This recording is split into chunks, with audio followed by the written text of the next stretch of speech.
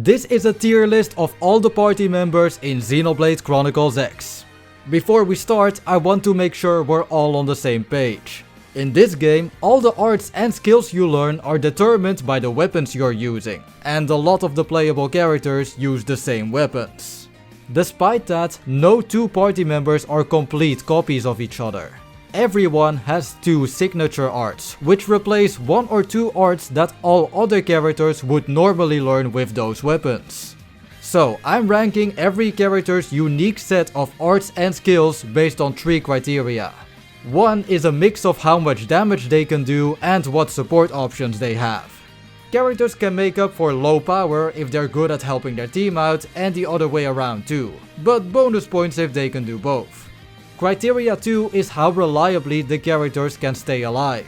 The enemies in Xenoblade X are insane, so you need some way to avoid getting one shot. And 3, if the character relies on TP arts, they need ways to get TP fast. This tier list is also based on a combination of how good the characters are when used by the player and when used by the AI.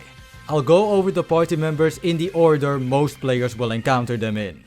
So, let's begin with the character you create at the beginning, who I'm gonna call Cross from now on. Cross is the only character that can change what weapon they are using and that can learn every single art, even the signature arts from the other characters. Once you max out a master class like Duelist or Full Metal Jaguar, you can also use those weapons you mastered in any other class. This makes the main character a long-term investment. They learn arts way slower than any other character, but you can make some of the best builds in the game only with Cross thanks to the class changing. Because of that, Cross gets their own tier above everyone else. It's a slow burn, but they can eventually do anything you want. Until your Cross is strong enough, however, I recommend playing with some of the other good characters that I'm about to talk about. We're starting off really strong, because next up is Elma. She uses a fan favorite class, the Full Metal Jaguar. The weapons of this class give you many great arts, such as Blood Sacrifice to get TP quickly, Executioner to deal a ton of damage, and an art that makes you invincible to enemy attacks. But I'll mention that last one again later. For now, let's see what Elma specifically offers. Her first signature art is Shadow Strike. It's a back attack that also inflicts stagger no matter where you hit it from. Stagger is a decent status effect, since it guarantees that enemies can get toppled as long as it's active. Elma's second exclusive art is Ghost Factory. This gives the decoy status to your entire party. The decoy status makes your character ignore all damage from the enemy's next attack. Buffs in this game all have a rank or number behind them, and if you level Ghost Factory up to rank 5, it gives a decoy level 3 buff, which means that all of your party members will avoid the next 3 hits after using it. That is amazing. Enemies in this game have some ridiculously strong attacks, so making yourself and your entire party invincible to them is some of the best support you could ask for. This is on top of Elma doing great damage and being able to raise her own TP consistently. Now, in general, your AI party members suck, and even Elma's AI might sometimes die without achieving much. But she always uses Ghost Factory whenever she can, which is the only thing she needs to do. For all of this, Elma makes it into S tier. Next up is Lyn. She is a shield trooper, which basically makes her attack. Thanks to the standard arts of this class, she can give a barrier to the entire party, taunt enemies while giving herself TP, and inflict topple. Additionally, her first signature art, Drumroll, inflicts the physical resistance down debuff on enemies. This is useful in the early chapters because all of your characters will probably use weapons that deal physical damage. But throughout the game, you can find weapons that give your attacks other damage types, like Thermal or Electric. Every enemy species has different resistances to the 6 damage types, as you can see in my enemy index right now. Well, compared to all other damage types, Physical has the most enemies resisting it, while almost nothing is weak to it.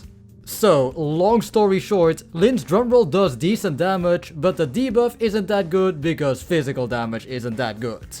Anyway, Lin's second signature art is Fire Carnival, which is simply a ranged attack that will always deal thermal damage, no matter what element Lin's Gatling gun has.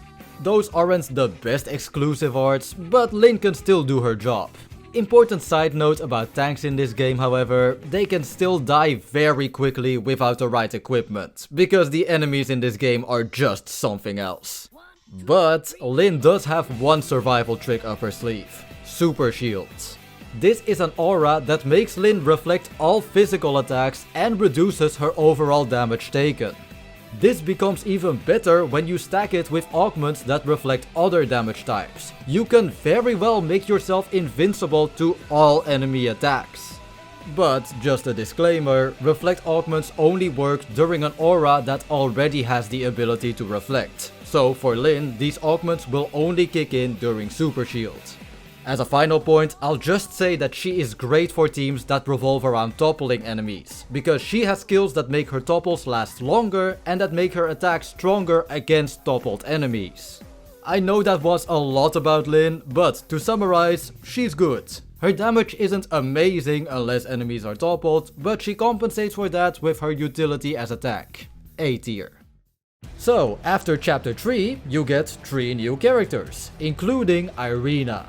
She has the unique weapon combination of a knife and an assault rifle.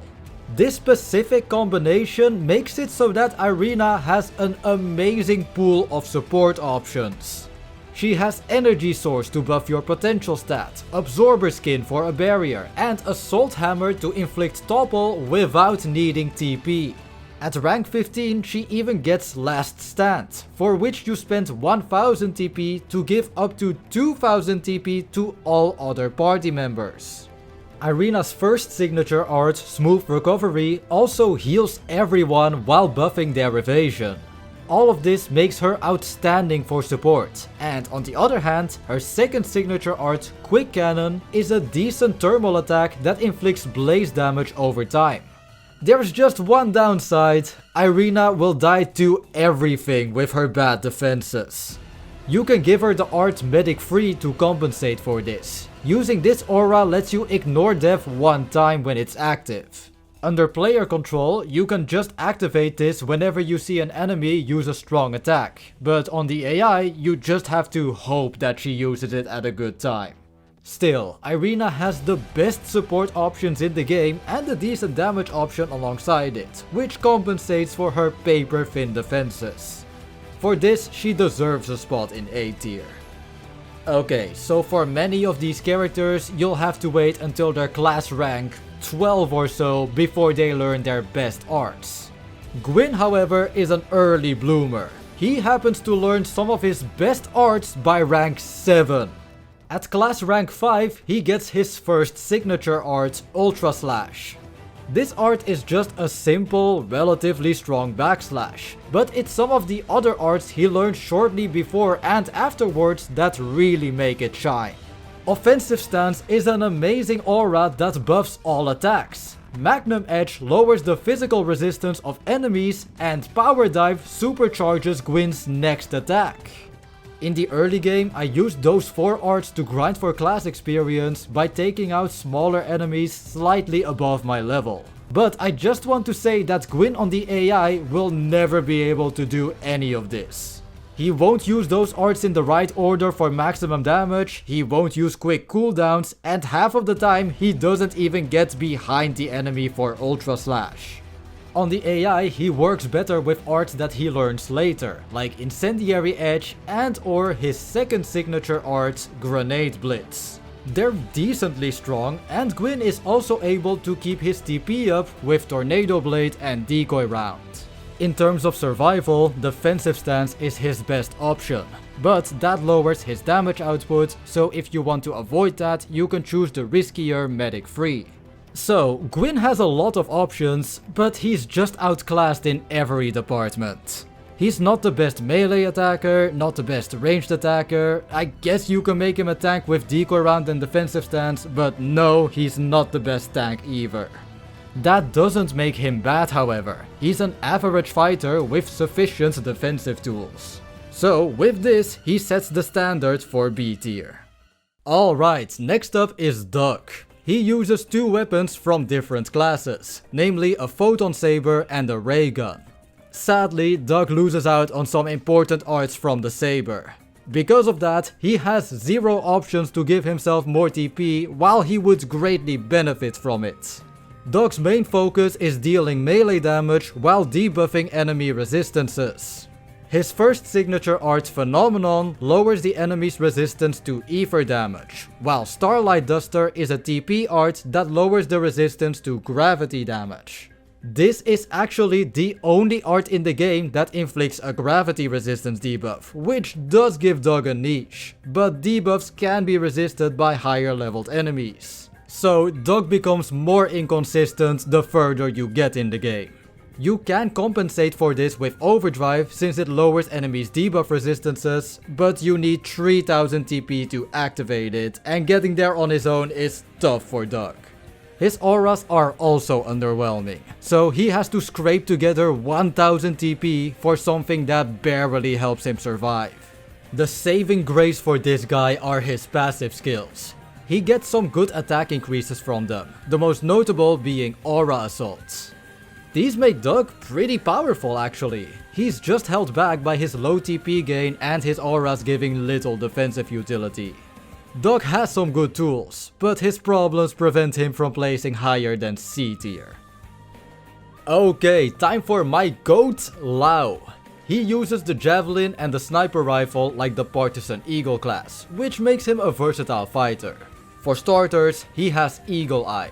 This buffs the range damage and ranged accuracy of the entire team.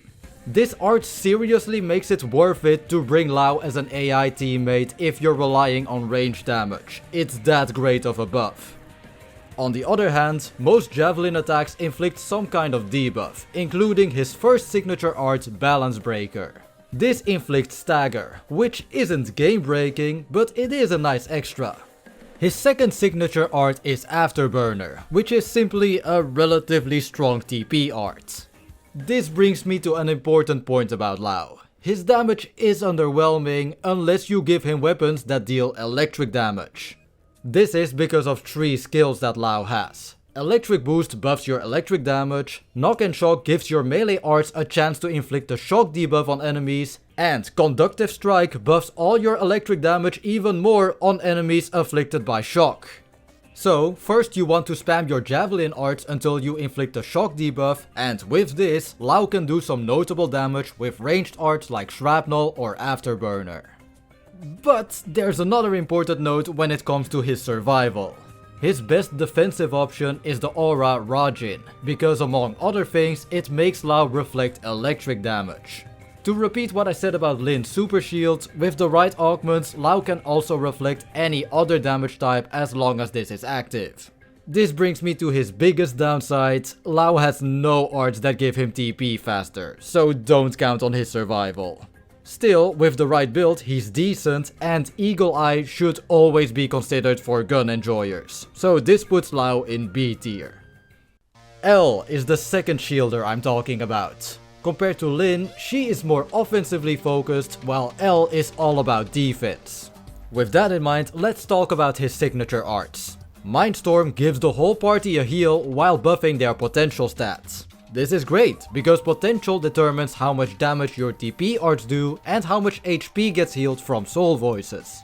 And then there is Dual Dynamo, which buffs all of L's attacking stats.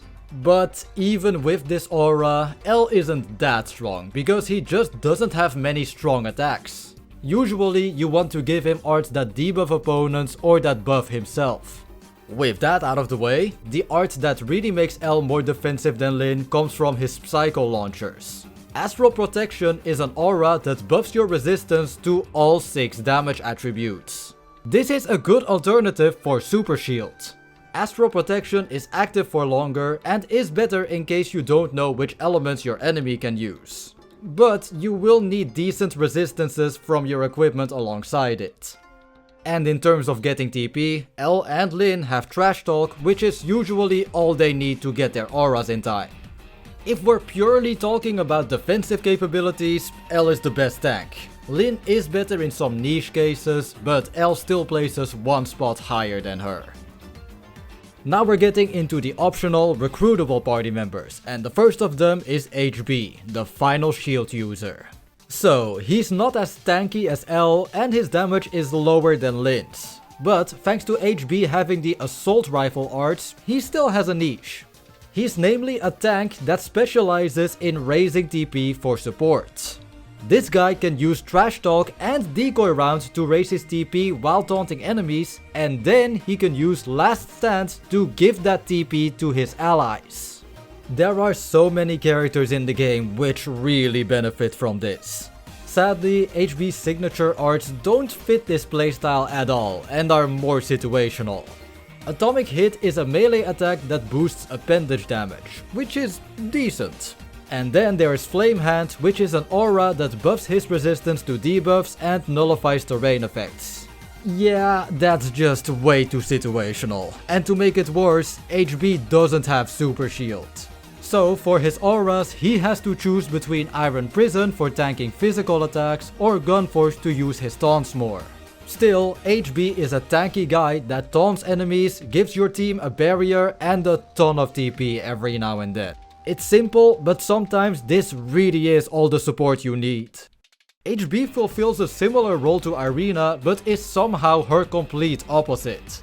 She has more support options and can do more damage, but HB gets TP faster and stays alive for longer.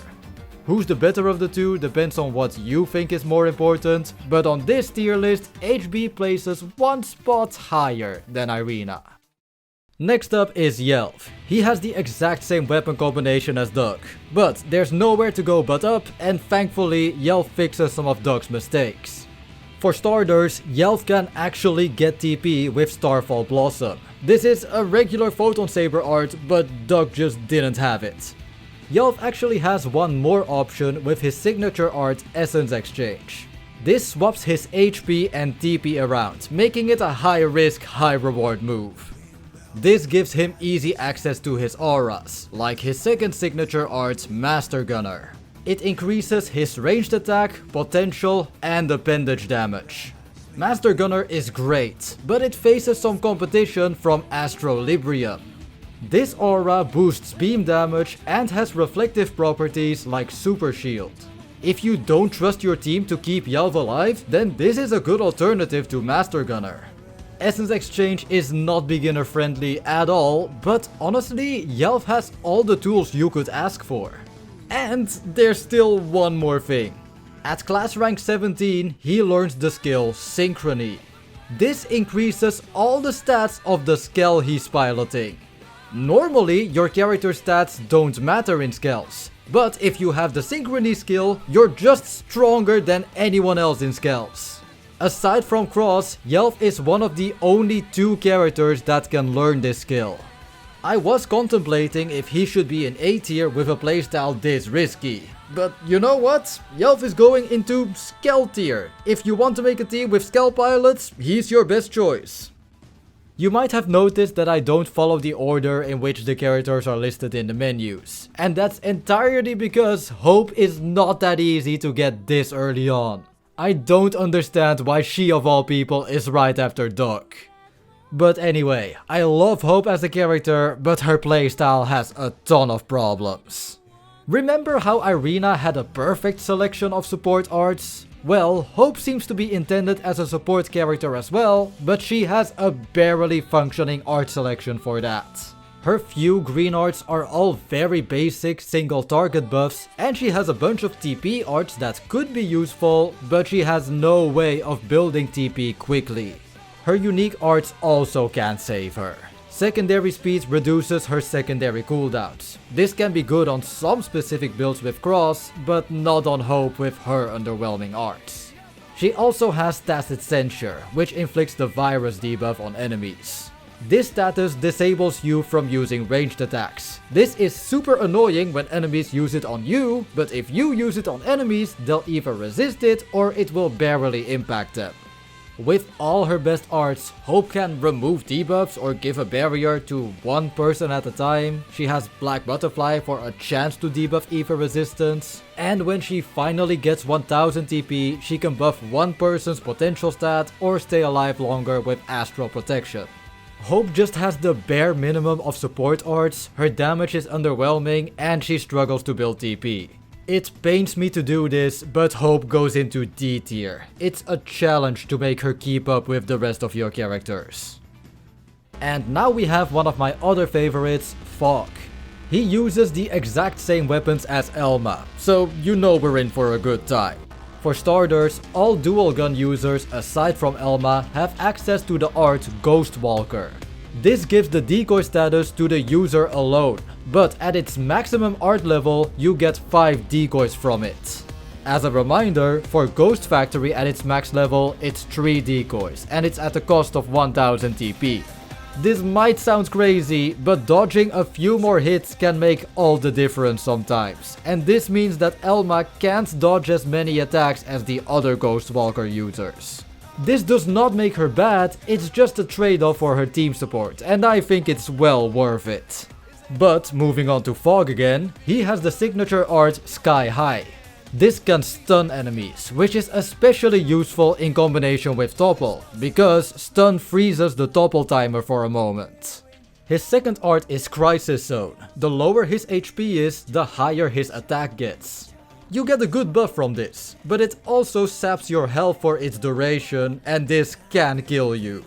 Personally, I would just use his other auras. Phog just gives you a taste of how the Full Metal Jaguar class usually plays. A high damage ceiling and fun decoy shenanigans, but zero team support. He's always a good choice for your team, because even the game knows how to use him. Phog goes in S tier, but right below Elma because he lacks her support. Next up, we have Frye, who uses a longsword and a Gatling gun. Right away, this gives him 3 arts that boost his own TP. Cool Off, Tornado Blade, and his first signature art, Bullet Twister. All of these arts only give TP when they're used during an aura, however. Getting that first 1000 TP is tough for Frye, but once he gets going, he'll never run out of tension points. Speaking of auras, his second signature art is Titan's Recharge, which lets him pierce through damage reflection, reduces his secondary cooldowns, and restores HP once it ends. I recommend running this alongside offensive stance.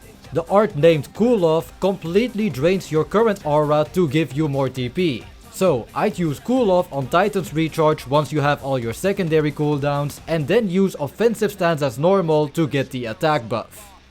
For maximum damage output on Frye, it's best to focus on doing thermal damage with his Gatling gun.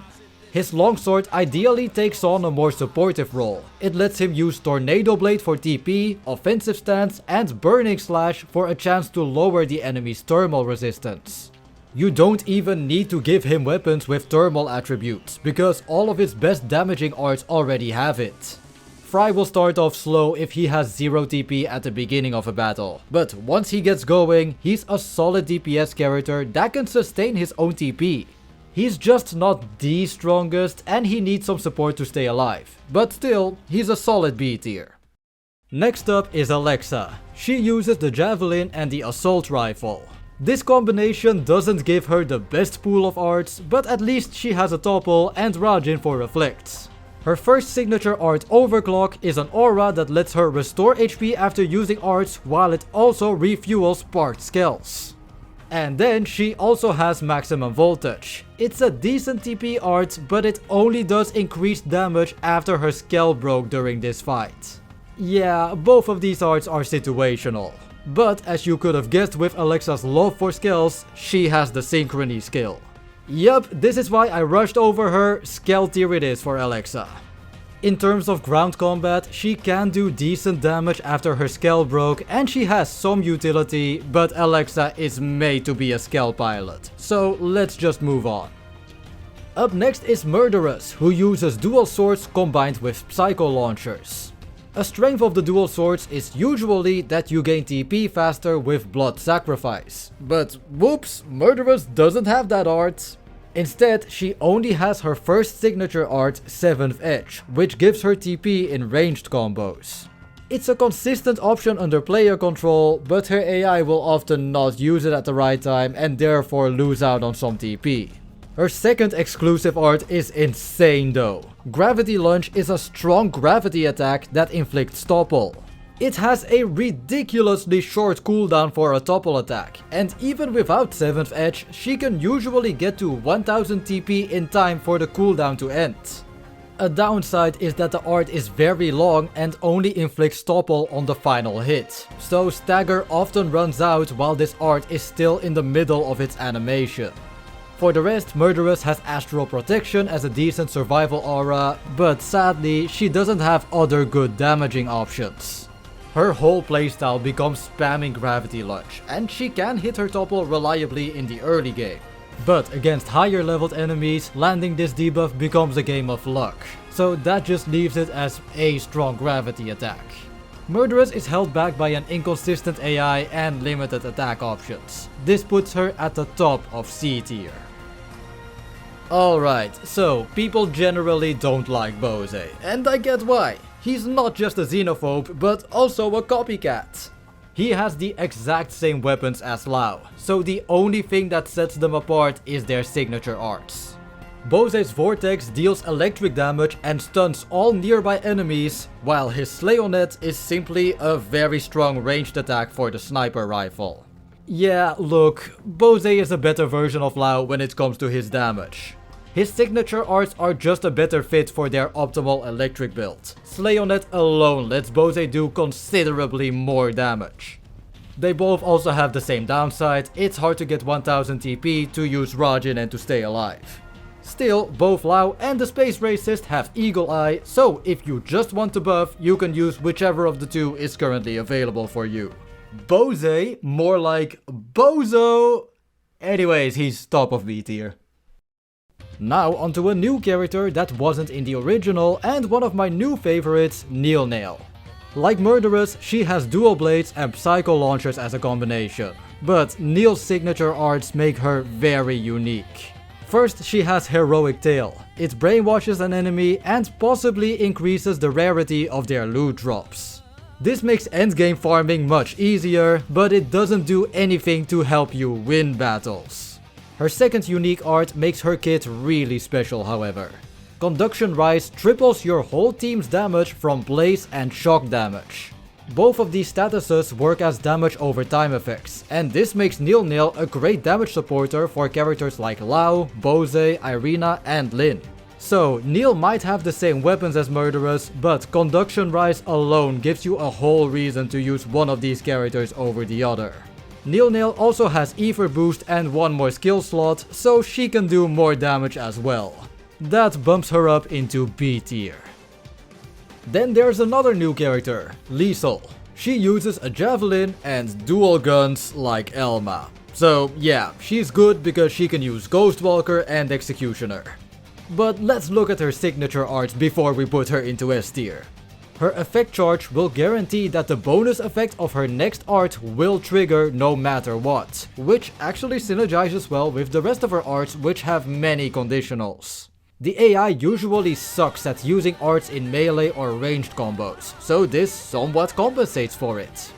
She also has the more situational Mind Shift. It removes all debuffs on the enemy and gives her TP for it. These aren't the most game-breaking skills, but they're good options to have. And to add on to all of this, Liesel also has those skills from the Partisan Eagle class that boost her electric damage. Yeah, easy S tier. Liesel has the potential to be the strongest electric damage dealer in this game. And speaking of damage, next up is Nagi. Yeah, let's not beat around the bush, Nagi gives you Blossom Dance, which used to be the strongest melee attack in the original version of Xenoblade X. Alongside that, Nagi also has True Stream Edge, which hits all enemies around him and will give himself TP for every hit as long as you have any morale. This makes him a perfect offensive character. He deletes enemy health bars and has easy ways to get TP. In terms of survival, he can choose between enhanced stance and defensive stance. He won't survive that long with them, but it is something. If you want a strong longsword user, there is no better choice until you teach Blossom Dance to Cross. Aside from Cross, Nagi used to be the best DPS character in this game, and he is still so powerful that I can easily look past his paper thin defenses. A tier already had some good supporters and good tanks, and now it also has a good glass cannon. Okay, we are on a roll and moving on to a surprise powerhouse, Celica. First of all, she uses dual guns, so yeah, let's just get this out of the way. But okay, she combines her guns with the knife, which has amazing synergy. She now has a bunch of green support arts, which is especially good for overdrive since spamming green arts makes overdrive last longer. Her exclusive 0-0 is also great to build overdrive count because it has 10 hits. It does great damage on its own and helps your other arts do more damage in overdrive as well. Her other signature art is Black Bane, which is a decent knife art that does more damage for every debuff on the enemy. Celica has no right being this good when she's supposedly helpless in cutscenes. She gets all the damage and survivability from dual guns, while she can also support the team and shine in overdrive thanks to her knife. Even the AI knows how to use her, most of the time. Easy S tier. Mia has to be one of the hardest party members to unlock in any game ever. But surely she has to be amazing after all that work, right? Well, let's see. So, Mia is a jack of all trades. She has tools to deal range damage, to buff her whole team, and to inflict debuffs. Her signature arts help with those first two roles. Beam Bomber is a strong damage option that does more damage when an aura is active. Mia doesn't have any ways to get TP quickly, but to be fair, it's not like she really needs it for anything but her aura. Her only option is full specs, but it's a good fit for her as a ranged attacker. As for her buffing role, Clarity Ray removes the whole team's debuffs while boosting their ether resistance. Alongside this, she has Gravity Cloak to increase everyone's gravity resistance. These are her only defensive options, and it's good that they don't need TP. But some protection against only 2 out of 6 damage types is a bit too situational. If this was all Mia had to offer, I would have put her in C tier, but what saves her are her skills. She can increase either her beam, ether, or gravity damage, which means that she has more freedom than most characters. And then she also has Tactical Analyst. This makes all her debuffs more likely to connect. In the Wii U version, Mia was the only character that could learn this skill alongside Cross. This really keeps her whole playstyle together. The Black Butterfly debuff can boost her own ether damage, and her debuffs can make enemies weak enough to not one-shot you. She still has some problems with her TP and with dying, but she's good enough for B tier. Okay, these last two party members were not in the original game and they weren't shown in any of the trailers. So here's the tier list without them for the people avoiding spoilers. Anyways, before we move on, let's watch a short clip of one of my previous videos. One character from every Xenoblade game that should have been playable. From Xenoblade X, Gajark. If X ever gets a port or a sequel, he better be playable. I can't believe that I called this. Gajark is playable now. Okay, some alarm bells went off in my head when I saw that he uses the Photon Saber and Ray Gun. So, is Gajark a dog or a Yelv? Let's find out. For starters, he does have Starfall Blossom, so the Tiger Prince has one option to get more TP. But moving on to what makes him unique, Gajark's signature arts rely on debuffs being applied to the enemy. Bahamut Wave will spread status debuffs from one enemy to all other enemies around it. But sadly, you can't use this to spread stagger or topple. The more important part of this art is that it also has a chance to make already applied debuffs better by 1 tier. His second unique art, Sky Sunder, is a strong TP melee attack that does more damage for every debuff on the enemy. This art will always do beam damage, which is good because Gajark comes with the Astrolibrium aura, which buffs your beam damage while also making you reflect beam damage from enemies. In terms of defensive options, this means that Gajark has access to Reflex and also Gravity Cloak to reduce gravity damage. Gajark's usefulness will vary depending on which debuffs you're using, but most of the time he can bring enough damage and utility to the table.